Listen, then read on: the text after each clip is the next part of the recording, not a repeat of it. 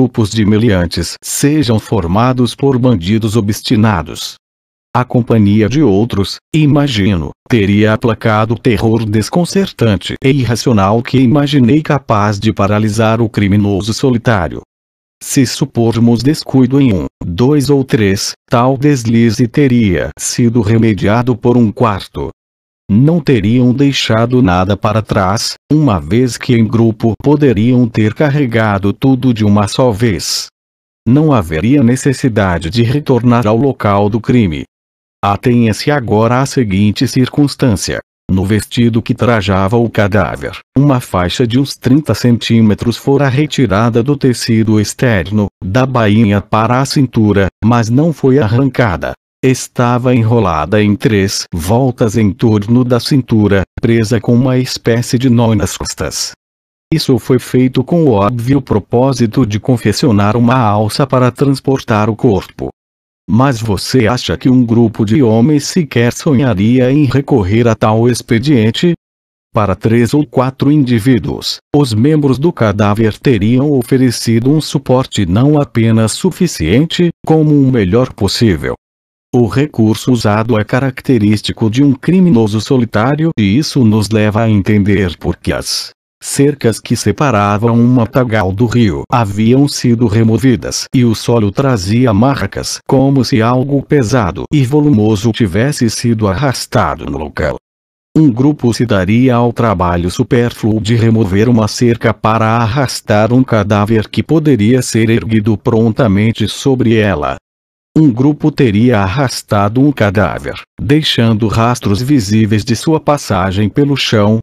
E aqui devemos rever uma observação feita pelo Le Commerciel, uma observação sobre a qual já comentei.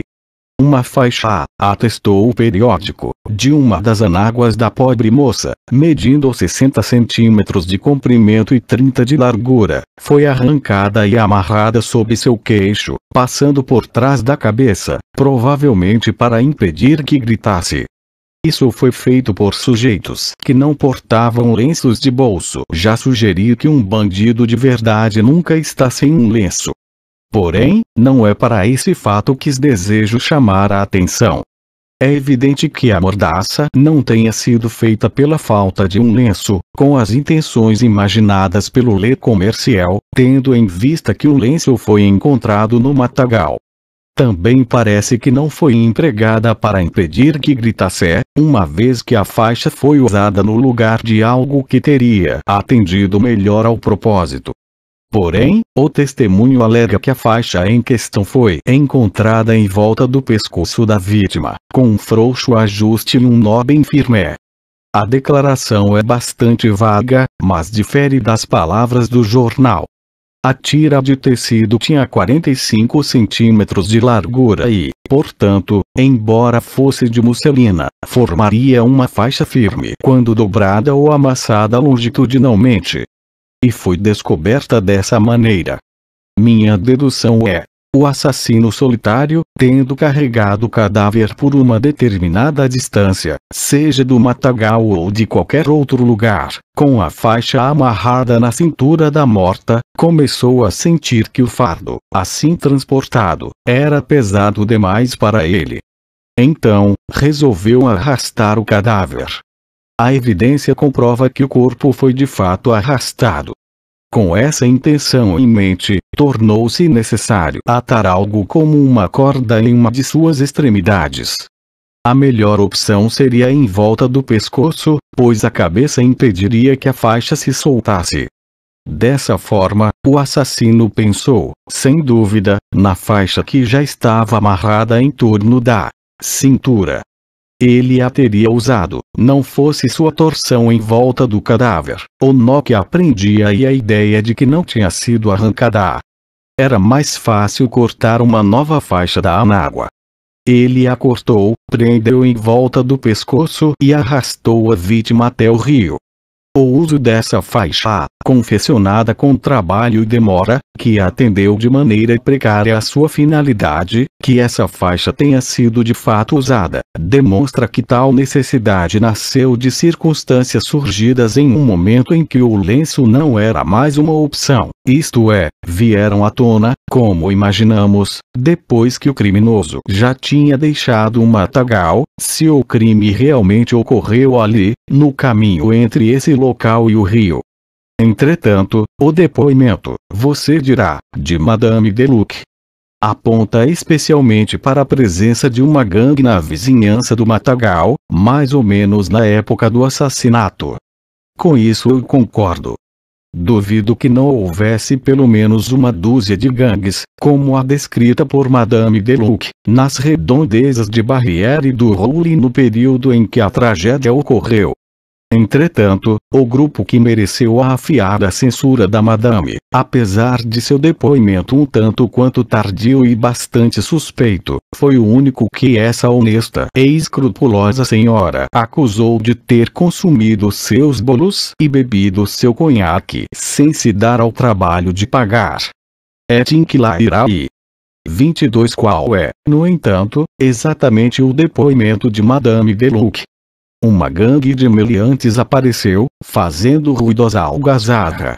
Comeram e beberam sem pagar e depois seguiram no mesmo caminho do jovem casal, regressando para a pousada ao anoitecer e tornando a atravessar o rio com muita pressa. Essa pressa possivelmente pareceu ainda mais apressada aos olhos de Madame Deluc, uma vez que ela permaneceu lamentando os bolos e a bebida que foram consumidos, os quais ela ainda tinha uma leve esperança de que fossem pagos. Porque, uma vez que já estava prestes a anoitecer, ela insistiria na questão da pressa. Não é de se admirar que até mesmo uma gangue pudesse se apressar para voltar para casa quando é preciso atravessar um rio largo em pequenas embarcações. A ameaça de tempestade à noite se aproxima. Digo aproximar, pois a noite ainda não havia caído por completo. Foi apenas com a chegada da noite que a pressa indecorosa dos meliantes ofendeu os olhos sóbrios de Madame Deluc. Entretanto, sabemos que, nessa mesma noite, Madame Deluc e seu filho mais velho ouviram os gritos de uma mulher nas vizinhanças da pousada. E que palavras Madame Deluc emprega para descrever o período no qual ouviu esses gritos? Foi logo após escurecer, declarou ela. Mas logo após escurecer é, no mínimo, escuro. E ao entardecer certamente pressupõe claridade. Assim, não há dúvidas de que a gangue deixou Barrière du Roule antes dos gritos ouvidos por Madame Deluc. E embora em todos os inúmeros testemunhos as expressões em questão tenham sido empregadas de modo distinto e invariável, tal como acabo de fazer nesta conversa, nem os jornais nem os mirmidões da polícia notaram a bruta discrepância. Acrescentarei apenas mais um aos argumentos contrários à hipótese da gangue, mas esse argumento tem, pelo menos na minha opinião, um peso irresistível. Mesmo levando em consideração a grande recompensa oferecida e o pleno perdão a qualquer cúmplice que entregasse o parceiro, não devemos imaginar, nem por um instante, que um membro de uma gangue de rufiões, ou qualquer outro grupo, não tivesse há muito traído seus cúmplices. Qualquer membro de uma gangue desse tipo teme mais uma traição do que deseja uma recompensa ou impunidade. Ele trai com ansiedade e precipitação, com receio de ser ele próprio traído. Que o segredo não tenha sido divulgado é a melhor prova de que se trata, de fato, de um segredo. Os horrores desse funesto crime são conhecidos apenas por um ou dois seres humanos e por Deus. Resumiremos então os frutos escassos, porém indubitáveis, de nossa extensa análise. Chegamos à hipótese de um acidente fatal ocorrido sob o teto de Madame Deluc ou de um assassinato cometido no matagal em Barrière du Roule, por um amante ou, no mínimo, um conhecido íntimo e secreto da falecida. Esse conhecido tinha tez morena. Essa cor de pele, o nó na faixa e o nó de marinheiro usado para atar a fita do chapéu apontam para um marujo.